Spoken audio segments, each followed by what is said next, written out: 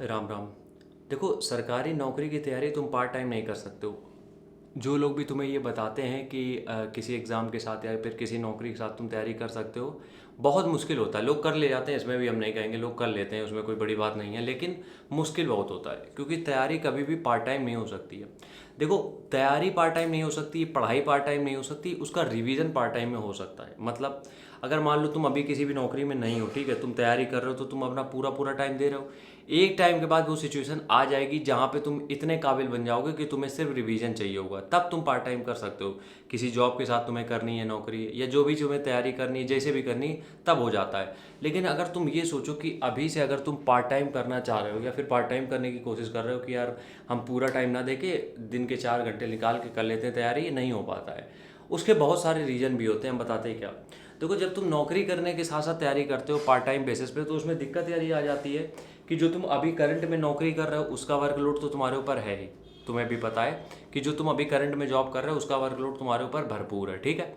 और साथ में साथ जब तुम किसी भी बड़े एग्जाम की तैयारी करते हो तो उसका जो लोड होता है वो डबल हो जाता है, क्योंकि अगर किसी तुम बड़े एग्जाम की तैयारी कर रहे हो तो उसका प्रेशर भी जस्ट डबल होता है, वो कम नहीं होता है प्रेशर, वो भी तुम्हारे ऊपर बना हुआ है। तो जो डबल डबल प्रेशर हो जाते हैं, ये फिर आदमी से नहीं झेलता है। इस कंडीशन में फिर वो डिस्टर्ब हो जाता है कि नौकरी पे फोकस करें या फिर हम तैयारी पे फोकस करें। तो हमने पहले भी ये चीज़ बताई थी और अभी भी बता रहे हैं कि अगर तुम्हारी फाइनेंशियल कंडीशन ठीक है, मतलब तुम अगर कुछ दिन नहीं कमाओगे तो कुछ दिक्कत नहीं होगी, तो हम ये कह रहे हैं कि सब कुछ छोड़ के एक बार पहले तैयारी कर लो। एक बार ऐसी तैयारी कर लो कि तुम्हें बिल्कुल इतना कंठस्थ हो जाए कोर्स और सिलेबस कि तुम्हें सिर्फ रिवीजन करना पड़े।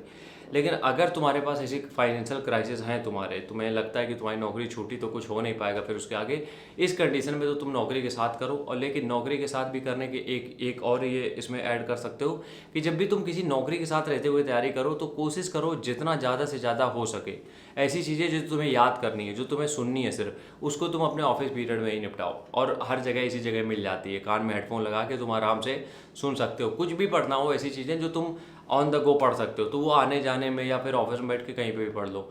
जितना कैलकुलेशन का टाइम है, जितना दिमाग को ज़्यादा लोड डालने का टाइम है, वो तुम हमेशा घर पे करो, हमेशा। क्योंकि वो जो कैलकुलेशन वाली चीज़ें हैं, कॉन्सेंट्रेट करने वाली चीज़ें हैं, वो सब घर पे होती है। वो कोशिश उसमें जॉब में तुम्हारी या चलते फिरते नहीं हो पाती हैं। तो इसलिए सबसे बड़ी चीज़ तुम्हें यही याद रखनी है कि जब भी तुम्हें तैयारी करनी हो तो तैयारी को पार्ट टाइम बेसिस पे नहीं कर सकते हो, तैयारी को तुम्हें फुल टाइम ही देना पड़ेगा। फुल टाइम देने का मतलब ये है कि एक बार कम से कम 1 साल 2 साल के लिए तुम्हें पूरी तरीके से उस तैयारी में घुसना पड़ेगा। कुछ भी करो, उस तैयारी में तुम्हें 100% देना पड़ेगा। 1 साल 2 साल करने के बाद उसको तुम पार्ट टाइम जरूर कर सकते हो, लेकिन अपनी जॉब के साथ करके तुम सोचो कि 2 घंटे बच रहे, लाओ पढ़ लें सिर्फ कि चलो हो जाए तो हो ही जाए शायद, ऐसे नहीं होता। तैयारी तैयारी के लिए प्रॉपर स्ट्रेटजी लगती है जो कि तुम ऑफिस वर्क करते हुए नहीं कर पाओगे, ठीक है। तो ये डीमोटिवेट करने के लिए नहीं था, ये एक रियलिटी बताने के लिए था बस, ठीक है। राम राम, जय हिंद।